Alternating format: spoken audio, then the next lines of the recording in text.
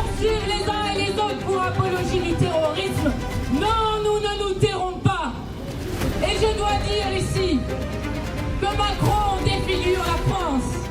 Et que si nous sommes ici, c'est pour redire haut et fort que nous n'accepterons jamais qu'avec les contrôles au faciès, on tente d'apprendre à nos enfants des 10 ans, 11 ans, 12 ans, qu'ils seraient en quelque sorte étrangers à leur propre pays. Nous n'accepterons jamais qu'on tue des jeunes et que les jeunes soient tués par la police sans que rien ne se passe dans ce pays. Et je le dis ici, nous abrogerons la loi Cazeneuve qui a fait exploser le nombre de morts pour le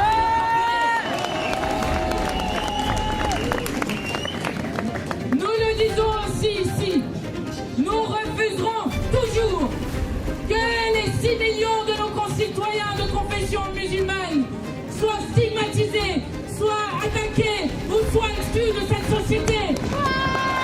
De même que nous refuserons toujours ce qui est en train de se passer et pour lequel nous avons raison de toujours nous mobiliser avec un gouvernement qui est en train de faire de la France le complice du premier génocide filmé en Palestine et à Gaza.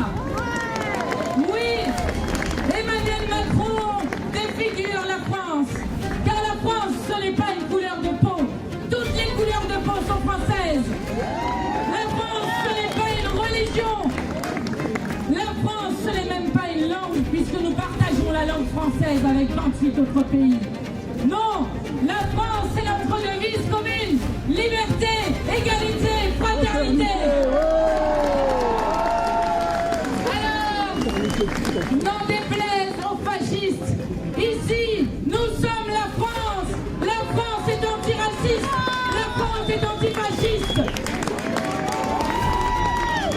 L'essence même du racisme, comme du colonialisme, est exactement la même. C'est la déshumanisation des êtres humains. Et nous sommes fiers ici d'affirmer et de réaffirmer toujours que toutes les vies humaines se valent, toutes sans exception. Et alors qu'ils essayent de flétrir notre rassemblement et notre manifestation, je le dis haut et fort, ce n'est pas nous qui avons défilé avec des antisémites et des racistes, ce sont eux quand ils ont été défilés avec M. Zemmour, qui a expliqué par exemple que Pétain avait sauvé les Juifs et qui est multi-condamné pour des injures racistes et de l'appel à la haine raciale. Voilà ceux qui font le jeu des racistes et des antisémites. Ce n'est pas eux, c'est eux qui le font. Alors, oui, l'essence du racisme comme du colonialisme, c'est la déshumanisation. Et on le retrouve dans la rhétorique génocidaire du gouvernement d'extrême droite de Netanyahou. Lorsqu'il parle des Palestiniens comme étant des animaux humains, on le retrouve sur des plateaux de télé où on nous explique que les Palestiniennes et les Palestiniens seraient en quelque sorte des victimes collatérales. Et on le retrouve dans la même logique dans 2 communiqués de syndicats de police lorsque, après les révoltes, dans la colère de la mort de Naël, pendant les révoltes, 2 syndicats de police ont écrit un communiqué qui parlait des jeunes de quartier populaire comme étant des nuisibles. C'est exactement la même logique.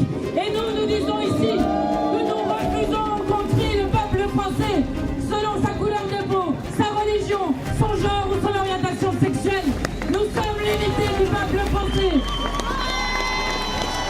Alors, jamais nous ne nous tairons. Et si nous sommes ici, c'est pour réaffirmer aux côtés de tous les peuples du monde que nous ne laisserons pas la Palestine disparaître.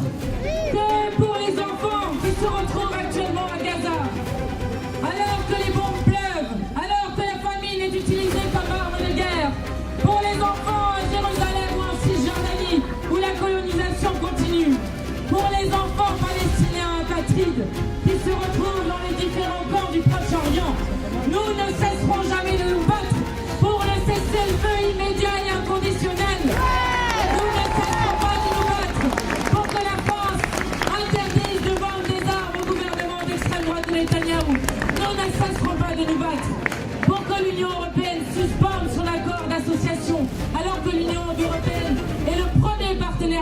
national d'Israël. De même que nous ne cesserons pas de nous battre pour reconnaître l'État palestinien ici et à l'ONU. Nous y arriverons. Nous y arriverons car l'histoire nous scrute. Nous y arriverons car il y a quelque chose chez l'être humain que jamais les puissants n'arriveront à détruire. Il y a cette soif de dignité, il y a cette soif de liberté que personne ne pourra jamais nous prendre. Et je voulais terminer sur ces mots du magnifique romancier et écrivain martiniquais Patrick Chamoiseau, qui a écrit « Porter la liberté est la seule charge qui redresse bien le dos ».